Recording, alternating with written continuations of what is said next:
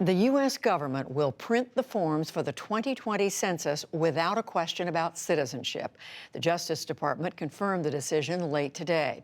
Last week, the U.S. Supreme Court barred adding the citizenship question unless the administration gave a better explanation for including it.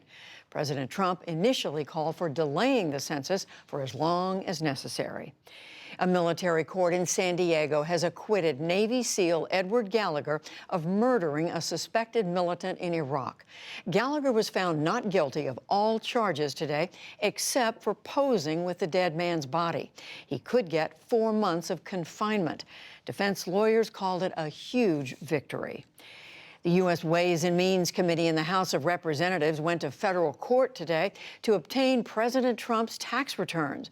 The panel sued the Treasury Department and the Internal Revenue Service after they refused to comply with an earlier request. The committee is investigating the president's tax and business dealings. The president is touting his 4th of July plans for the nation's capital. He tweeted this morning about a display of military tanks and an aerial flyover. The White House said that he also plans to deliver a speech at the Lincoln Memorial.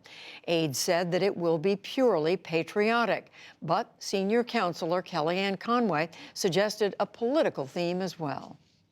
Thematically, how wonderful this country is, our troops and military, our great democracy, and great call to patriotism, the success of this administration and opening up so many jobs for individuals, what we've done for veterans. There's no final form yet, but America will hear the whole speech. The president wanted a large military parade in Washington in 2017, but officials scuttled the plan partly over the cost. The Trump re-election campaign says that it raised $105 million in the year's second quarter. The total also includes money raised by the Republican National Committee and joint fundraising groups. The campaign says that it has $100 million in cash on hand. China's communist government gave full support today to Hong Kong's embattled executive, 1 day after protesters stormed the city legislature. Beijing said that several hundred pro-democracy activists committed, quote, serious illegal acts. We will hear from Foreign Affairs correspondent Nick Schifrin in Hong Kong later in the program. In Brussels, members of the European Union have broken a deadlock and agreed to a new set of leaders. They nominated Belgium's Prime Minister Charles Michel today to head the European Council. France's Christine Lagarde was nominated to lead the European Central Bank. The deadlock had split Eastern and Western Europe, largely over immigration. But German Chancellor Angela Merkel said they finally came together. It took a lot of effort and commitment from all those involved, as well as a great willingness to compromise. I said today when I went in that everyone would have to move a bit.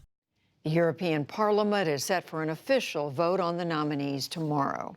Lawmakers in Austria have approved a total ban on glyphosate, which is the active ingredient in Monsanto's Roundup weed killer. Today's action makes Austria the first country in the European Union to take that step. The herbicide has already been banned or restricted in 17 other countries and in some American cities. Opponents say that glyphosate causes cancer. Monsanto's parent company, Bayer, insists it is safe. A total eclipse of the sun stretched across swaths of the southern hemisphere today. Astronomers flocked to northern Chile, where views were best. Thousands of tourists joined them, including some who clearly came for the fun of it. The total eclipse lasted 2.5 minutes. And on Wall Street, the Dow Jones Industrial Average gained 69 points to close at 26,786. The Nasdaq rose nearly 18 points, and the S&P 500 added 8. And in the world's Women's World Cup of Soccer, the U.S. beat England 2-1 in their semifinal match in France. The Americans now advance to Sunday's final. They will play the winner of tomorrow's semifinal between Sweden and the Netherlands. We'll get the details of today's win later in the program.